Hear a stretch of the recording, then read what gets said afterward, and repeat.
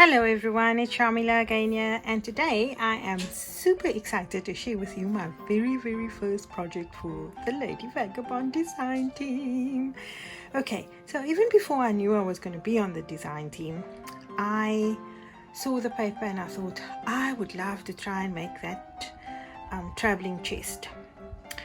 And for me, what is sometimes up in my head doesn't always transpire onto into a real project, so into a tangible project, because sometimes I have these illusions of grandeur and then it flops big time. I'm so pleased to say that this time round it didn't flop. I have in my possession Lady Vagabond's traveling trunk created by me. So let me go through the whole thing with you quickly. This is the top of the trunk, and I achieved the color combination there using the Stamperia Cappuccino KAL90 and Terra de Ombra KAL106. So I just roughly mixed the two on my brush and I painted my cardboard. So that's how I got that.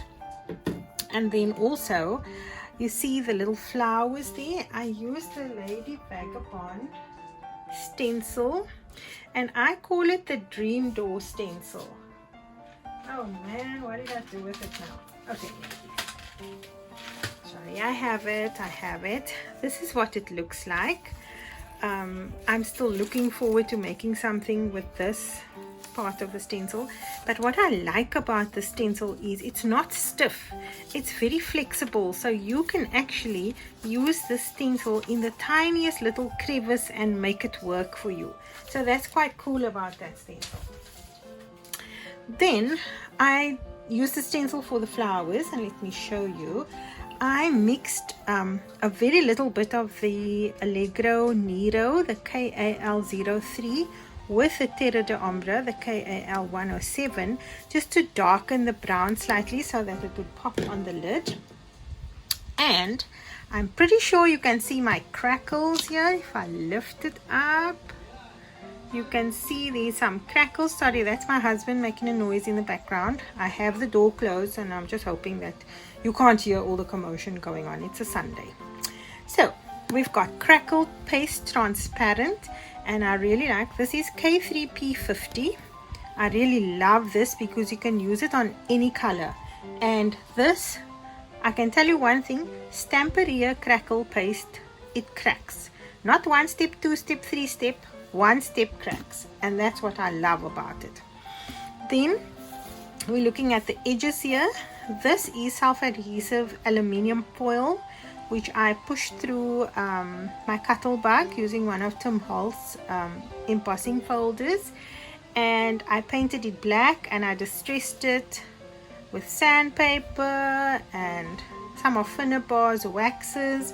I also painted I did a lot to this, so it's really hard for me to describe it, but I also used the Allegro paint to distress it slightly, and then I introduced the Matoni, the KAL20, and the turquoise, which is turquoise in my language, KAL25. So those two I included to get that little bit of a rust effect. And I took a little sponge.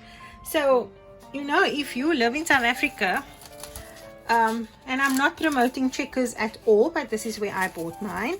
This is I think I cut all up now, so I don't have a whole one to show you, but this looks like a little flower. It's a cheap sponge, and it comes in a pack of 5 or 6 for like 30 odd rand. And I cut them up because I like that little rounded edge. So here's a sample. So I cut it up and I use this to apply my paint and stuff with, so you get a nice little texture as well at the same time. Okay, these little brads here come from a shop that sells bag, a leather shop in, I think it's in Cape Town. They sell all bag kind of accessories. So these are original brads that you would use on a bag. I told you I wanted an authentic one. and then I also distressed them with the Allegro paint. And then these little things come from the Sir Vagabond and the Lady Vagabond paperbacks. I just cut them out, I distressed them with inks and tore them, etc. So that's how that happened. So let me show you the side. There we go.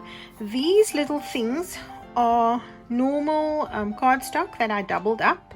I covered it with the aluminium self-adhesive tape, and I distressed it with the same inks. And what I also did was I used the Lady Vagabond mold. It is this one. So it's the buckles, and it's got the handles, the locks and buckles one, and that one is KA3PT A484. So I used that particular one there, and what I did was, before it was completely dry, I took it out of the mold and I kind of bowed the handle slightly. Now if you follow Belinda Basson, you'll see that she's got a YouTube video where she shows you how to mold that and how to bend it slightly, so you can have a look at that. What else can I show you? Okay, that's the front. So the front, this is a buckle that I had. I also distressed it slightly. And there's the other side. So I also added some crackle paste all around. And then what I did was, when I was done with everything, I'm dying to lay my hands on Adonis's vintage paste. It's been out of stock forever, and I think they pushed the stock date back twice since I've been watching for it. We did have it in stock and I sold the last tube, and boy oh boy am I sorry about that, because I really want it. But nevertheless, I got the Patina Anticante in the meantime. This is the ombre color. It is dark, so this is what I used to fill in. In fact, I actually rubbed this on all the areas that were exposed, and I took a wet wipe and I removed most of it, but it left a nice it gave it a very nice vintage look to the actual box. So now that I've got it laying flat down, I'm going to open it up. And so if I open it, you can see that that's the lid. And I think what for me was the most difficult part of this whole process was to make sure that these two sides actually match. So, and my humble apologies go out to all my mathematics teachers, whom I so profusely said to them, I'm never going to use maths in my entire life. Well, I was wrong. I had to get out my, is it a compass? That thingy that goes, I think it's a compass.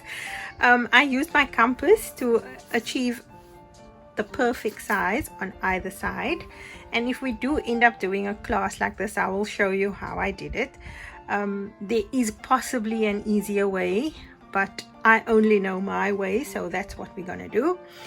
And yeah, so that's that side.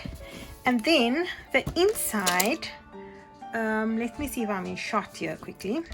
So if I push this back, oh, just to tell you, I painted the inside with the black Allegro ombre, was it ombre? Nero, the black Nero paint. So the inside, I wanted the inside to look like one of those vintage suitcases where you know, the very old-fashioned suitcases, as far as I remember seeing, always had this beautiful satin kind of a lining on the inside. And I used the Lady Vagabond airship paper. Now I've snipped off the edge, so I can't tell you the number, but it is the page with the airship, because on the other side is that. And what I loved about it was this distressing here, because I thought, wow, that looks like the trunk got wet in a storm. It was on a ship, it got wet in a storm, and my imagination just went AWOL, completely wild. So I loved those areas, and that's what I used. And then my distress tool fell on there, and I thought, oh well, this is a vintage suitcase, it's been worn, some grease went on it or whatever. I'm not going to stress too much about it, but if you can see here, that's where that distressing ended up. So that's what it looks like open, and I am hoping you can see. So the front flaps down, and then what we have on the inside are some drawers. So let me see if I can. Okay, there we go. Are we in shot? Yes. So we've got some drawers here, and I used, do I have that mold? Yes. I was lucky enough to keep one of these molds behind when our stock came in, and I'm so glad I did, because what I love about this, besides the wings, is the screws and the screw heads and the bolts. I think this is just amazing. So I thought to myself, instead of normal handles, why don't I make the screws and the bolt and the cog a handle? So yes, my friends, the drawers can pull in and out, so they work. And what I did with the drawers was I made it out of card, but what I also did was I took a piece of chipboard and I created a solid front, and I added another piece of chipboard before I added this, so the front piece is quite sturdy. And it took me, I don't know how many tries to get the exact size for the drawers, because I didn't want a gap here and a gap there. I wanted them to fit perfectly. So I've got drawers there. And what else do I need to show you? Oh, the underside. So this is the bottom, and I was going to use normal feet for this, and then I realized, hold on one moment, we've got the perfect feet here. So I used this, I don't know if this is a gear or a cog or what you would call it, but I used this one to create feet for my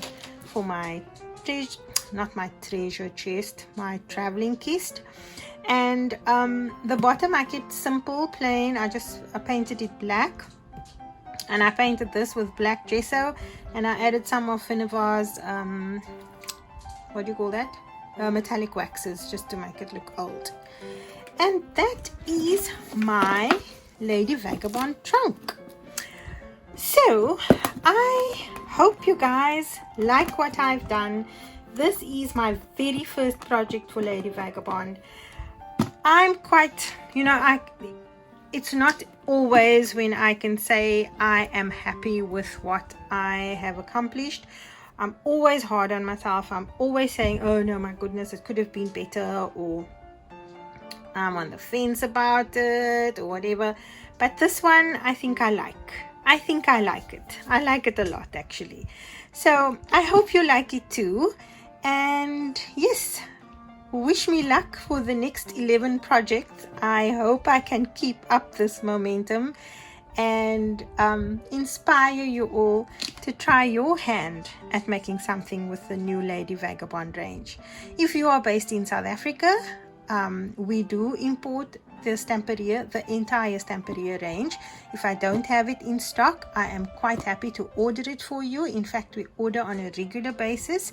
So you are welcome to look for me on Facebook or on Instagram. You can find me Crafty Gal on Instagram or Sharmila Hendricks on Facebook. And yes, if you have any questions about any of my projects that you've seen, oopsie, sorry, I just knocked the phone. If you have any questions, you are welcome to send me a message. And that's it from me. Until next time, see you in cyberspace. Bye now.